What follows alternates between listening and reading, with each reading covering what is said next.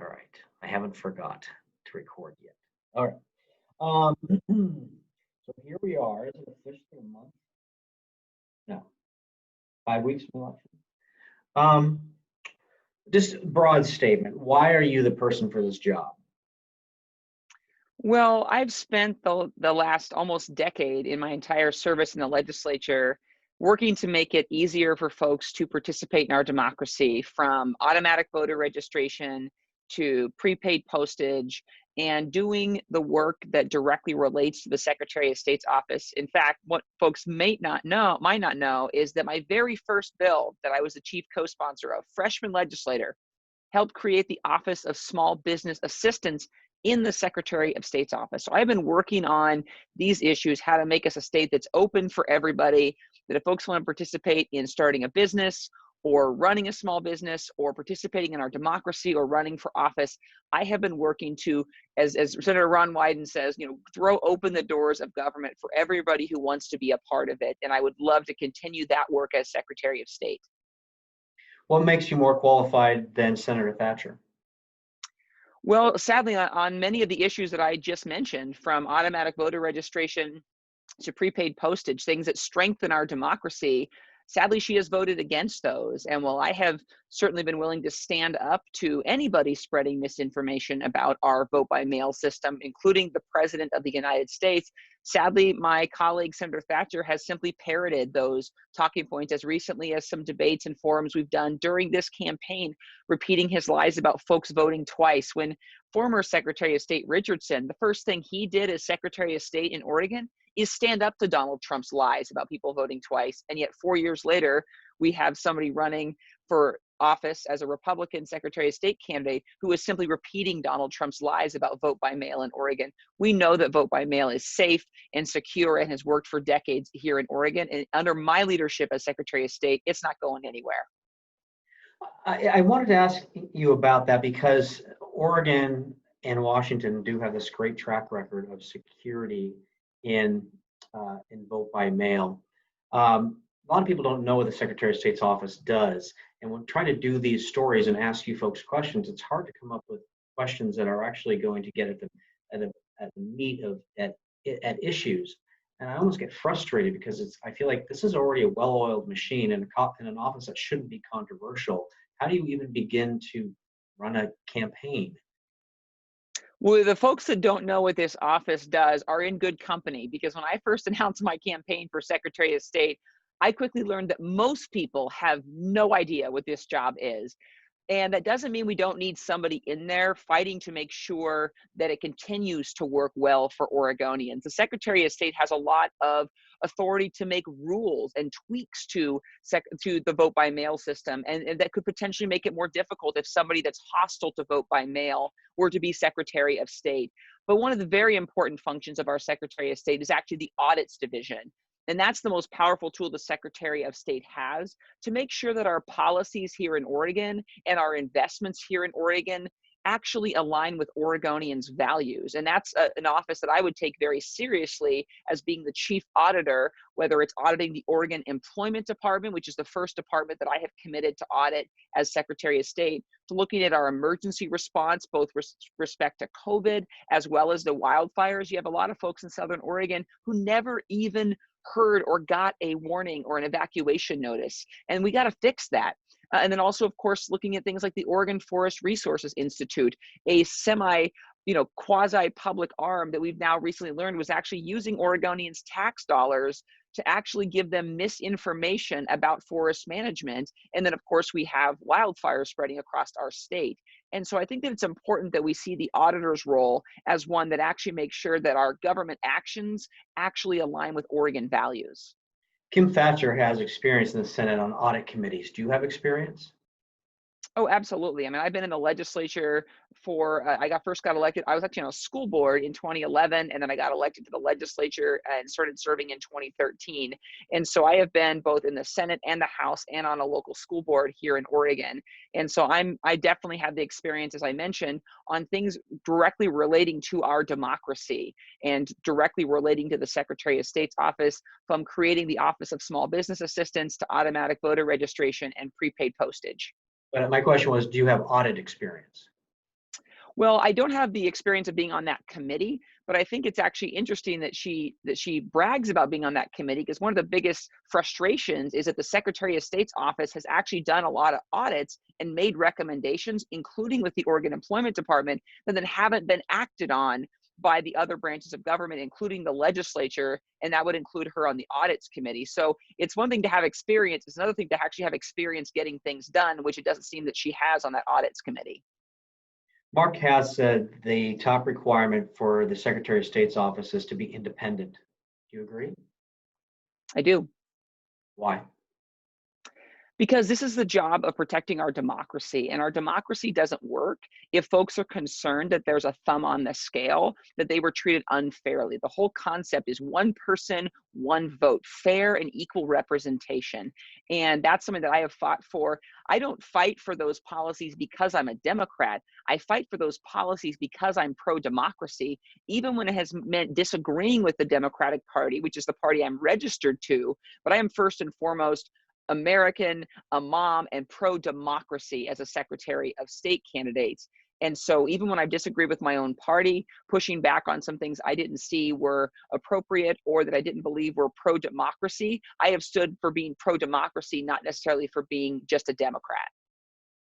And when we talked back in May, you said campaign finance was one of your uh, things that you are wanting to push. Tell me about that. Well, we need an even playing field. We have a campaign finance system here in Oregon right now that is essentially the wild, wild west. One person who's a billionaire could come along and write any size of check that they wanted. And what we want here in Oregon is a democracy that's fair. And we're going to be voting on Measure 107 this fall, which I was happy to support and when it was called SJR 18, to refer that to Oregon voters, to amend the Oregon Constitution, to make it abundantly clear that the legislature, that counties, that cities can pass campaign finance restrictions so that we have a more fair democracy here in Oregon. And I will definitely be involved in that leadership as Secretary of State. Do you feel at all that you're being hypocritic? You have raised more money than Thatcher, Haas, Cloud Skinner, and Stoffer combined. You talk Well, about having undue influence on the election, but you are raised almost $1.2 million. Well, first off, unlike Senator Thatcher, I had both a competitive primary and a competitive general election. And my other opponents who you mentioned only competed in the primary. So I'm the only candidate in the race who had both a very competitive primary and now has a competitive general. So it's just simply more expensive to run in two competitive races than just in one, to make that point. But I'm very proud to have an extremely broad coalition of people supporting me. I think that when you've looked at folks that say we need campaign finance reform, it doesn't mean they can't raise a lot of money.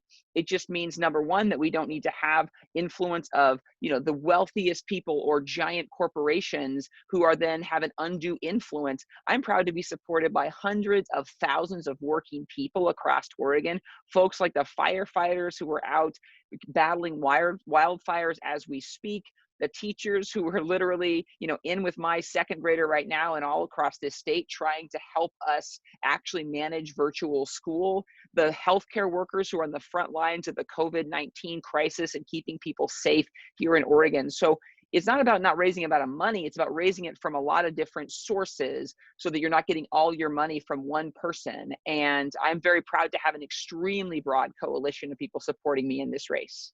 You don't feel you should be, if you're saying there should be campaign finance limits and people should not be unduly influenced by large organizations, you don't think you should turn down the money you've been getting from the unions? Well, when you say unions, I hear hundreds of thousands of working people. That money comes from like healthcare workers and janitors and teachers and carpenters and folks all across the state that are everyday working people. And there's a simple reason why Oregon's working people, whether they're a part of labor unions or not, have always supported me, which is that I've always believed that folks should be paid a living wage. They should be able to have health insurance, retirement security, take time off when they or their family members are sick, and have a say in the safety of their workplace. And that's true whether folks are in unions or not in unions. So I am proud to have the support of working people all across this state.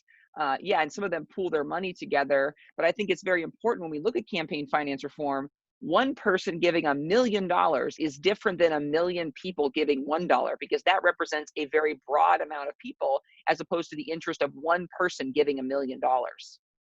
It's looking to me like, and I can't say definitively, but I can't imagine that logically speaking, this isn't true. It looks to me as though this is the most expensive Secretary of State race in the history of Oregon. Does that trouble you, and why do you think that that's the case? Well, I would need to see the facts to verify that. I haven't looked at the finance of previous secretaries of state races, but as I mentioned, I had both a competitive primary and a competitive general election, which of course, as you know, and being in the news business, one of the most expensive things is to raise your statewide name ID to help define yourself and the work that you've done by going on television. That's the biggest part of our budget, is to try and reach folks all across Oregon. So I wish it wasn't as expensive is to go on TV. It'd certainly be nice to be able to run a campaign that doesn't cost as much, but just to put up a few ads on television in the major media markets in Oregon, it is very expensive to do that. And we're raising the money. I was on call time yesterday, individual folks, some people give me $50, some people can give me a couple $100, but I'm very proud to have a very broad coalition of people pitching in and investing in this race, because they believe that I'll be the best Secretary of State for Oregon. As you know, and this I don't think a lot of Oregonians know, but they should know because of Kate Brown. The Secretary of State's #2 in line for governor. Is this a stepping stone job for you to run for governor? No, I'm excited to run for Secretary of State. As I mentioned, these are the issues I've been working on since I started in the legislature. The very first time I met Kate Brown was when she was Secretary of State, and I sat in her office with some voting rights advocates as we mapped out our path to being the first state in the nation to pass automatic voter registration. So I'm very excited. I have some very big ideas for particularly redistricting here in Oregon using an independent, nonpartisan commission, but that's based in equity to make sure that we fulfill our representation responsibilities to all Oregonians. So I'm very excited to serve in this role as Oregon's Secretary of State. I was just going to ask you about redistricting, but thank you. So I believe when I talked to you in May, you supported allowing election day postmarks to count like the state of Washington does. I still do. Okay. Will that be one of the first things you would propose to the legislature? I will definitely propose it. I want to work with, I have already called through all 36 county clerks in Oregon. Those are the folks that are on the ground administering our elections. And I want to work with them because some of them have concerns about the deadlines they have to follow. And so I want to make sure that we come to the legislature with a comprehensive package that doesn't then put our county clerks suddenly in a bind because they have to fulfill deadlines that are in the law that they now can't fulfill if ballots are still trickling in via the mail if we allow postmarks to count. But I'm very excited and I'm very committed to making that happen. But I want to make sure that I work with our 36 county clerks all across Oregon to do that in a way that they know is feasible and doable, as they're the actual on-the-ground election administrators here in Oregon. Final question, possibly. So according to Bev Clarno's office, the Secretary of State in the state of Oregon will have a new computer system in place by 2023. The current system is 16 years old. We saw what happened with the employment department. Do you think 2023 is soon enough? Well, I'd like it to be sooner. I also know that IT projects, when done right, sometimes take time. And my biggest concerns from a technology standpoint are, number one, securing our online voter registration system. That's the only part of our elections that is online, when folks can go to OregonVotes.org and either change their registration or, and this is important for folks who have experienced evacuation from wildfires or staying with family or taking care of family because of COVID, or they can have their ballot sent to a different address even while keeping their registration in their same location where they normally reside. So number one, shoring up our online voter registration system. And then we got to fix ORSTAR. Even as somebody who is pretty tech savvy myself, it is incredibly difficult to navigate that website if you don't have a lot of experience. And one of the whole ideas to have our campaign finance system be so transparent is so it's accessible to everyday folks. And ORSTAR is really hard for folks to just go on there and find the information that they need. And so those are two big focuses of mine. But in terms of overhauling the whole system, you have to have that balance between having it done quickly and having it done right. And so I certainly at this point don't know enough information to disagree with Secretary Clarno, but it'll be one of the first things I look at if I get the opportunity to serve as Secretary of State. One of the reasons I can't figure out as easily as I wanted to whether this is the most expensive Secretary of State's race in history is because it's hard to compare through time. Is there anything before we go, anything you want to add? Well, I just first off want to just give my heartfelt thoughts and prayers for so many Oregonians across our state who are, looking at them or loved ones or family members or friends who have lost homes or beloved pets or have lost loved ones, and just to let them know that I am thinking of them and that we're going to be doing everything we can to protect Oregonians and to make a better evacuation in the event that we have to do this again, but also to help folks who have been evacuated, number one, participate in their democracy, but number two, get back on their feet and thrive here in Oregon. Senator, thank you very much for your time. Thank you very much. We'll see you Tuesday at the debate. See you then.